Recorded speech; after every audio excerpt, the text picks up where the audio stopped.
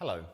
In this lesson, we're going to be looking at ways to tell somebody else what somebody told you.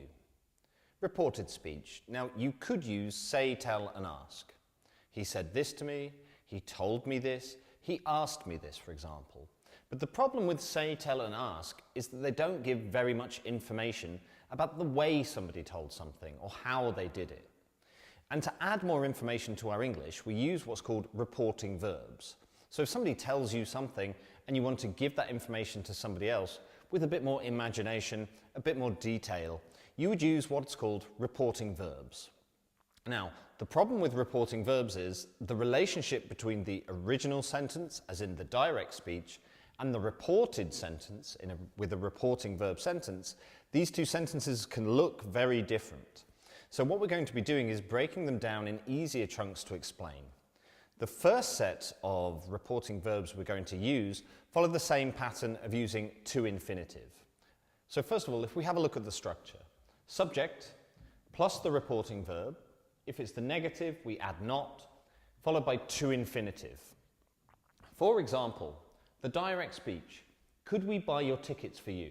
Now, the issue with reporting verbs is that when you want to use them, you really have to understand the meaning of the verb itself in order for the whole reporting structure to work. For example, this direct sentence is an offer. Somebody is making an offer to you. We kind of know this grammatically. We've got sort of a typical offering structure in the polite English, could we? And in general, you can see we're receiving an offer here. So if we want to report this using the reported verb offer, we would do it like this. They offered to pay for my plane ticket. So as you can see here, we've used a reporting verb in the past, because this is when this event happened, and then we're followed by to infinitive. And as you can see here, the relationship between the direct speech and the reported speech, well, some of the information is similar, but structurally there have been quite a few changes. And this can often be the challenge when using reporting verbs. If we have a look at this direct sentence, I promise I will buy you something nice when I'm away. And as you can see here, this is a promise. So somebody has promised to do something for us. Now, if we want to report this, we would do it in the following way. He promised to buy her something nice when he was away.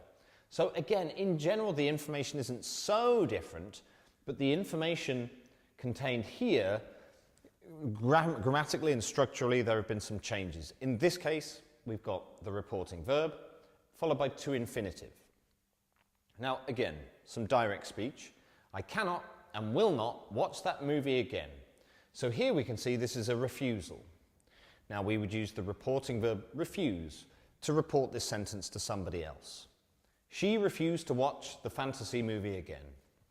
Now this is a very good example about why we use reporting verbs, because there is more information, more words contained in the direct speech than there are in the reporting speech sentence. Now sometimes, not always, the reason we use reporting verbs is to save time.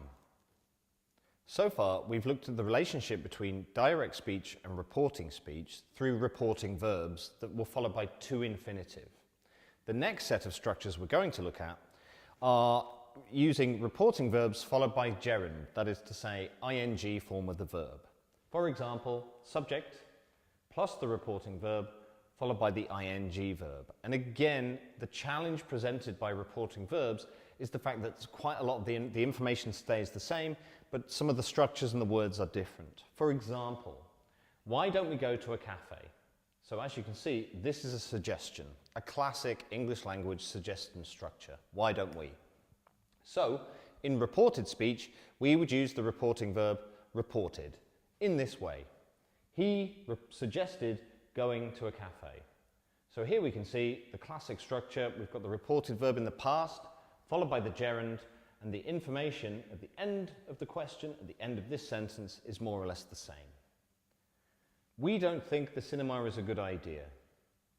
So, for example, this person is making a suggestion that going to the cinema is not a good idea.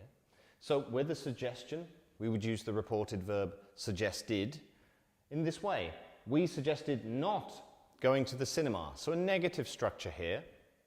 Subject, reporting verb, not, followed by gerund. And again, The information is more or less the same, but it's being told in quite a different way. You really should listen to all the songs by this band. So this is a recommendation. We use should for advice, but also strong recommendations when we feel that somebody should do something. In this case, listen to all the songs by this band. So with the noun recommendation, we use the reported verb recommended in this way. He recommended listening to all the band's songs. So again, as you can see, the main information regarding the subjects of the sentence, the band, the songs, is quite similar. But when we're reporting this information, the reporting verb is used in the past simple, followed by ing form. So now we're going to take a look at a third structure that we can use when we're using reporting verbs.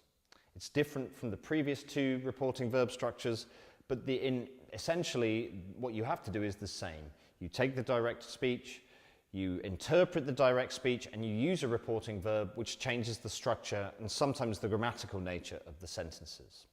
Here what we're going to look at is subject plus reporting verb, followed by that you can or cannot use, is your choice, followed by an object, for example us or we or you, followed by the main clause. The main clause here doesn't have to be grammatically exactly the same as the original direct speech, it just has to contain the same information.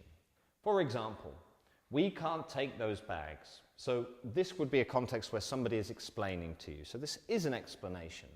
Possibly we're in an airport, possibly we're in a bus station, where somebody is saying to you, sorry madam, we can't take these bags for you. So if it's an explanation, we use the reporting verb explained. So as you can see here, subject, they, explained that we, object, wouldn't be able to take the bags. And you can see here, grammatically, the main clause of this sentence is quite different, but it doesn't really matter as long as the information is more or less the same. I will definitely do all the shopping.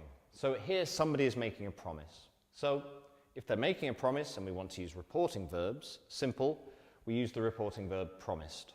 And in this case, again, subject, reporting verb, that object. So he promised that he would do all the shopping.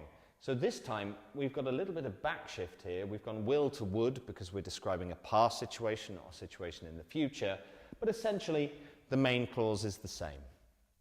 Why don't we all go to the cafe? So somebody here is making a suggestion. And in this case, if we've got a suggestion, the reporting verb is suggested. So we suggested that we go to the cafe. So here we can see how we can use this structure this time with these reporting verbs. So in the lesson, we've looked at reporting verbs and how they change direct speech into reporting speech, and how by using reporting verbs, sometimes we have to change the grammar and the structure is very varied. So we've looked at reporting verbs followed by gerund, to infinitive, and that with an object in a clause. And now you can take the exercises which follow this lesson.